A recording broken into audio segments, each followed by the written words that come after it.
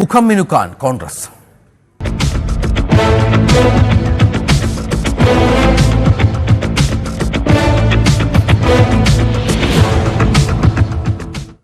KPCC പുനഃസംഘടന ഉടനുണ്ടായേക്കും. ഒഴിവുവന്ന പദവികളിലേക്ക് പുതുമുഖങ്ങളെ പരിഗണിക്കുന്ന കാര്യവും സജീവ ചർച്ചയിലാണ്.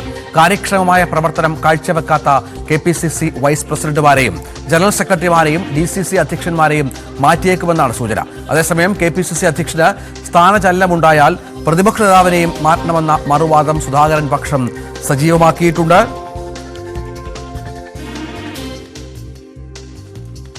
ഉപതെരഞ്ഞെടുപ്പുകളിലെ മികച്ച പ്രകടനത്തിന് പിന്നാലെയാണ് പുനഃസംഘടനാ ചർച്ചകൾ കോൺഗ്രസ് നേതൃത്വത്തിനിടയിൽ സജീവമായിരിക്കുന്നത്. 1.5 വർഷത്തിനിടെ വരാനിരിക്കുന്ന തദ്ദേശ നിയമസഭാ തെരഞ്ഞെടുപ്പുകൾ മുന്നിൽ കണ്ട് ബൂത്ത് തലം മുതൽ പാർട്ടിയിൽ ഉടൻ അഴിച്ചുപണി നടത്തണമെന്നാണ് ആവശ്യം. KPCC അധ്യക്ഷൻ K സുധാകരനെ ഉൾപ്പെടെ മാറ്റണമെന്ന ആവശ്യവുമായി ഒരു വിഭാഗം രംഗത്തുണ്ടെങ്കിലും സുധാകരനെ മാറ്റിയാൽ VD സതീശനും പദവി ഒഴിയണമെന്ന നിലപാടാണ് ഹൈക്കമാൻഡ് നേതൃത്വത്തെ സുധാകരൻ പക്ഷം അറിയിച്ചിരിക്കുന്നത്. ഉപതെരഞ്ഞെടുപ്പുകളിലെ ജയപരാജയങ്ങൾക്ക് കൂട്ടുത്തരവാദിത്തം ഉണ്ടെന്ന് ഇക്കൂട്ടർ വാദിക്കുന്നു. PT തോമസിന്റെ മരണത്തെ തുടർന്ന് ഒഴിവുവന്ന വൈസ് പ്രസിഡന്റ് പദവിയിലേക്കും പ്രതാപചന്ദ്രൻ നായരുടെ മരണത്തോടെ ഒഴിവുവന്ന KPCC ട്രഷറർ പദവിയിലേക്കും യുവമുഖങ്ങളെ കൊണ്ടുവരണമെന്നാണ് ഒരു വിഭാഗം നേതാക്കളുടെ ആവശ്യം.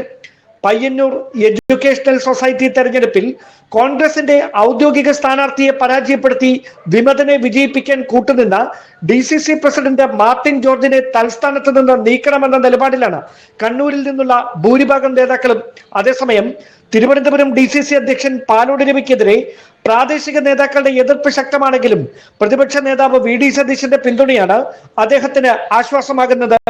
കഴിഞ്ഞ ലോക്സഭാ തെരഞ്ഞെടുപ്പിലെ K മുരളീധരന്റെ പരാജയത്തെ തുടർന്ന് സ്ഥാനം രാജിവെച്ച തൃശൂർ DCC അധ്യക്ഷൻ ജോസ് വള്ളൂരിന് പകരക്കാരനായി ജില്ലയിൽ നിന്ന് തന്നെയുള്ള പൊതുസമ്മതനെ അധ്യക്ഷ സ്ഥാനത്തേക്ക് പരിഗണിക്കാത്തതിൽ പ്രവർത്തകർക്കിടയിലും അസംതൃപ്തി പുകയുന്നുണ്ട്.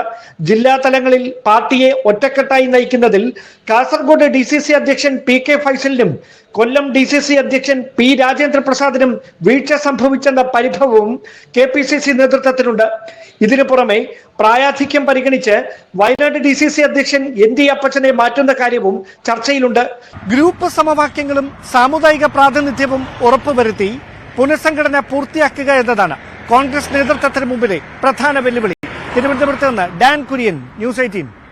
ഡാൻ കുര്യൻ ഈ വാർത്തയുടെ വിശദാംശങ്ങൾ പങ്കുവെക്കും. ഡാൻ, ഇപ്പോൾ ഒരു പുനഃസംഘടന എന്ന് പറയുമ്പോൾ കോൺഗ്രസ് സംബന്ധിച്ചിടത്തോളം അനിവാര്യമായ ഒരു സമയമാണ്. കാരണം തെരഞ്ഞെടുപ്പുകൾ ഏതാണ്ട് സുധാകരന്റെയും സതീശന്റെയും വരുതിയിൽ നിൽക്കുന്ന സംഘടനാ സംവിധാനം, പുതുമുഖങ്ങൾ വേണമെന്ന ആവശ്യം ശക്തം, പുതുമുഖങ്ങളുമായി ബന്ധപ്പെട്ടുള്ള പ്രവർത്തനങ്ങളൊക്കെ വിജയകരമായ ഒരു സമയം, ഈ അപ്രസക്തരായി നിൽക്കുന്ന കുറേയധികം മുതിർന്ന നേതാക്കൾ, അങ്ങനെ ഒരുപാട് പേരുടെ ഒരു കൂട്ടമാണ് കോൺഗ്രസ്. അവിടെ ഈ സംഘടന എന്ന് പറയുമ്പോൾ തെരഞ്ഞെടുപ്പിന് സജ്ജമാകുന്ന തരത്തിൽ ഇവരെ ഒരുക്കുക എന്ന് പറയുമ്പോൾ അത് ചെറിയ കാര്യമല്ല. ഏതാണ്ട് ഒരു ധാരണയായിട്ടുണ്ടോ ഈ അസംതൃപ്തരായ ആളുകളുടെയൊക്കെ അസംതൃപ്തി പരിഹരിച്ച് മുന്നോട്ട് പോവുക എന്നുള്ളത് കൂടി, അങ്ങനെ വലിയൊരു ലക്ഷ്യം കൂടി ഈ നേതൃത്വത്തിന്റെ മുന്നിലുണ്ടല്ലോ?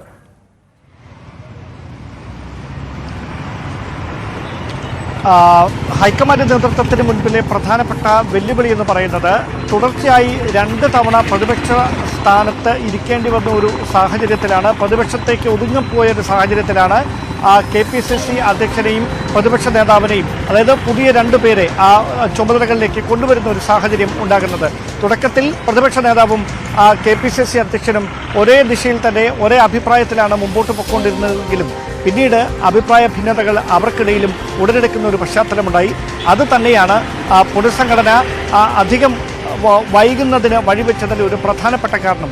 അതോടൊപ്പം ഞാൻ റിപ്പോർട്ടിൽ നേരത്തെ സൂചിപ്പിച്ച പോലെ ഈ സാമുദായിക സമവാക്യങ്ങളും ഗ്രൂപ്പ് സമവാക്യങ്ങളുമൊക്കെ ഉറപ്പുവരുത്തിക്കൊണ്ട് പുനഃസംഘടന ബൂത്ത് തലം മുതൽ മുകളിലേക്ക് പൂർത്തിയാക്കുക എന്നൊക്കെ പറയുന്നത് കോൺഗ്രസിനെ സംബന്ധിച്ച് വലിയ തരത്തിൽ വെല്ലുവിളി ഉണർത്തുന്ന ഒരു കാര്യം തന്നെയാണ്. എന്തായാലും നിലവിലെ സാഹചര്യത്തിൽ പാലക്കാട് ഉപതെരഞ്ഞെടുപ്പിലെ വിജയത്തിൻ്റെ വലിയ ഒരു ആവേശം കോൺഗ്രസ് ക്യാമ്പിനുണ്ട്.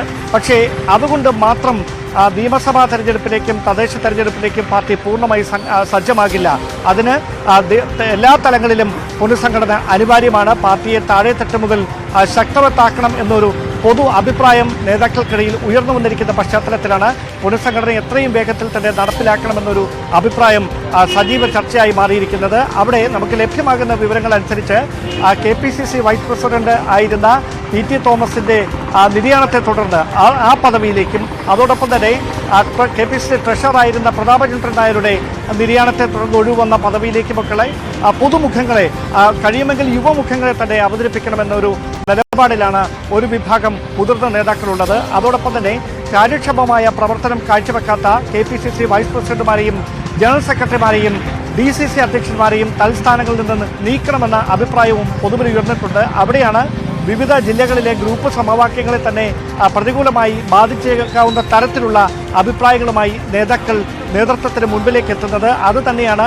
ഹൈക്കമാൻഡിന് മുമ്പിലും ഒരു കൃത്യമായ തീരുമാനത്തിലേക്ക് എത്തുന്നതിന് പ്രധാനപ്പെട്ട വെല്ലുവിളിയായി മാറുന്നത്. നമുക്കറിയാം, തൃശ്ശൂരിൽ K മുരളീധരൻ ലോക്സഭാ തെരഞ്ഞെടുപ്പിൽ 3ാം സ്ഥാനത്തേക്ക് പരാജയപ്പെട്ട് പോകുന്ന ഒരു പശ്ചാത്തലം സംഘടനാ തലത്തിൽ ഉണ്ടായ ദൗർബല്യമാണ് എന്ന് പൊതുവിലയിരുത്തലുണ്ട്. ജോസ് വള്ളൂരിന് സ്ഥാനം നഷ്ടമാകുന്ന സാഹചര്യം, പിന്നീട് ജില്ലയിൽ നിന്ന് തന്നെയുള്ള ഒരാളെ ഒരു പൊതുസമ്മതനെ തൃശ്ശൂർ DCC അധ്യക്ഷ സ്ഥാനത്തേക്ക് കൊണ്ടുവരണമെന്ന പൊതുവികാരം പ്രവർത്തകർക്കിടയിലൊക്കെ ഉണ്ടായിരുന്നിട്ടും അതെന്തുകൊണ്ടോ വൈകിപ്പോകുന്ന ഒരു സാഹചര്യമുണ്ടായി. പക്ഷേ ഇനി അങ്ങനെ പാർട്ടിക്ക് മുമ്പോട്ട് പോകാനാവില്ല.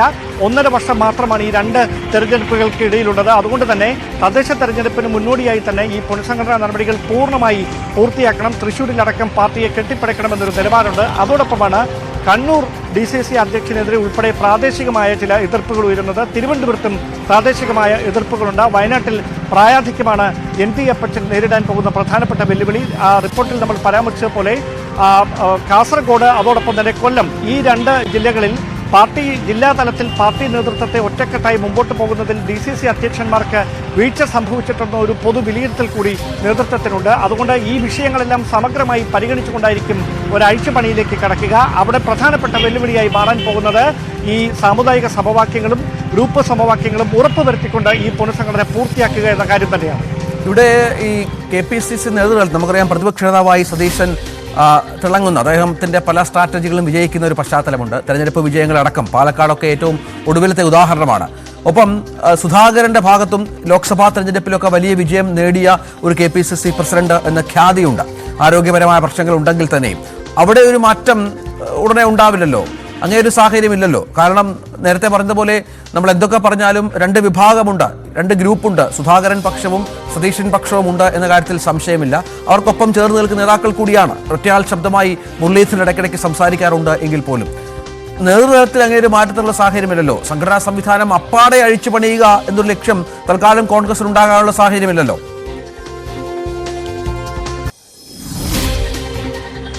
അതായത് ഏറ്റവും വിചിത്രമായിട്ടുള്ള കാര്യം, പാലക്കാട്ടെ മിന്നുന്ന വിജയത്തിന് ശേഷവും കേരളത്തിൽ നിന്നുള്ള ചില മുതിർന്ന നേതാക്കൾ ഹൈക്കമാൻഡ് നേതൃത്വത്തെ, കേരളത്തിന്റെ ചുമതലയുള്ള AICCയുടെ ജനറൽ സെക്രട്ടറി ദീപാദാസ് മുൻഷിയെ അടക്കം KPCC അധ്യക്ഷനെ മാറ്റണമെന്ന അഭിപ്രായം പങ്കുവച്ചു. അത് വ്യക്തിപരമായ ചില എതിർപ്പുകളുടെ രാഷ്ട്രീയ വിരോധത്തിന്റെ പശ്ചാത്തലത്തിലാണ് അങ്ങനെ എതിർപ്പ് പങ്കുവച്ചതെന്നാണ് ഹൈക്കമാൻഡ് നേതൃത്വം പിന്നീട് ഇതുമായി ബന്ധപ്പെട്ടെടുത്ത നിലപാടെന്നാണ് മനസ്സിലാക്കാൻ കഴിയുന്നത്. പക്ഷേ K സുധാകരനുമായി ബന്ധപ്പെട്ട് അദ്ദേഹത്തെ മാറ്റണമെന്ന് പറയുന്നവരുടെ പ്രധാനപ്പെട്ട വാദം, നിയമസഭാ തെരഞ്ഞെടുപ്പിൽ 140 മണ്ഡലങ്ങളിലും ഓടി നടന്ന പാർട്ടിയെ വൈബ്രന്റ് ആക്കാൻ K സുധാകരന് കഴിയുമോ എന്ന കാര്യത്തിലുള്ള സന്ദേഹമാണ് ഹൈക്കമാൻഡ് നേതൃത്വവുമായി അവർ പങ്കുവെക്കുന്നത്. പക്ഷേ അതിന് സുധാകരൻ പക്ഷം നൽകുന്ന മറുപടി ഒരു പാക്കേജായാണ് VD സതീശനെ പ്രതിപക്ഷ നേതൃസ്ഥാനത്തേക്കും K സുധാകരനെ KPCC അധ്യക്ഷ സ്ഥാനത്തേക്കും കൊണ്ടുവരുന്നത്.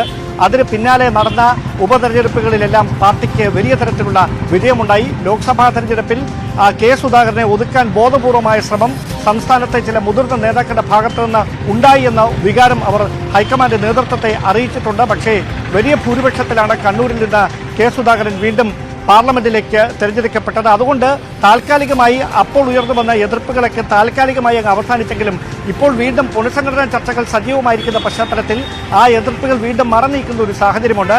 അതിനിടയിലാണ് ഹൈക്കമാൻഡ് നേതൃത്വം ഇപ്പോൾ ഒരു പ്രതിസന്ധിയിലായിരിക്കുന്നത്. അതായത് അങ്ങനെ KPCC അധ്യക്ഷനെ ഉൾപ്പെടെ മാറ്റുന്ന തരത്തിലേക്ക് തീരുമാനങ്ങൾ എത്തിയാൽ പകരം ഈ സാമുദായിക സമവാക്യങ്ങളും ഗ്രൂപ്പ് പ്രാതിനിധ്യമൊക്കെ ഉറപ്പുവരുത്തി എല്ലാവർക്കും സമ്മതനായ ഒരു KPCC പ്രസിഡന്റിനെ നിയോഗിക്കുക എന്ന് പറയുന്നത് നേതൃത്വം നേരിടുന്ന വലിയൊരു വെല്ലുവിളിയാണ്. അതുകൊണ്ട് തൽക്കാലത്തേക്കെങ്കിലും അങ്ങനെ ഒരു ചർച്ചയിലേക്ക് കടക്കാൻ നേതൃത്വം ഈ ഒരു ഘട്ടത്തിൽ തെരഞ്ഞെടുപ്പ് ഇത്രയധികം അടുത്തിരിക്കുന്ന ഒരു ഘട്ടത്തിൽ തയ്യാറാകുമോ എന്നത് കാത്തിരുന്ന് തന്നെ കാണേണ്ടി വരും. പക്ഷേ പാർട്ടിയിൽ മറ്റ് തലങ്ങളിൽ ഒഴിവുകൾ നികത്തിക്കൊണ്ട് എല്ലാ പദവികളിലേക്കും അനുയോജ്യരായവരെ തന്നെ തിരഞ്ഞെടുത്തുകൊണ്ട് കാര്യക്ഷമമല്ലാത്ത പ്രവർത്തനം നടത്തുന്ന ആളുകളെ അടക്കം മാറ്റിക്കൊണ്ട് പാർട്ടിയെ മുഴുവൻ ബൂത്ത് തലം മുതൽ സംസ്ഥാന തലത്തിൽ വരെ സജീവമാക്കുന്ന പ്രവർത്തനം കാഴ്ചവെക്കുന്ന നേതാക്കളെ ഓരോ പദവികളിലേക്കും എത്തിക്കണമെന്നൊരു നിർദ്ദേശം തന്നെ ഹൈക്കമാൻഡിന്റെ ഭാഗത്തുനിന്ന് KPCC നേതൃത്വത്തിന് ലഭിച്ചിട്ടുണ്ട്. അതുകൊണ്ട് തന്നെയാണ് പുനഃസംഘടനാ നടപടികൾ എത്രയും പെട്ടെന്ന് തന്നെ പൂർത്തിയാക്കാനുള്ള ചർച്ചകൾ ഇപ്പോൾ നേതൃതലത്തിൽ സജീവമായിരിക്കുന്നത്.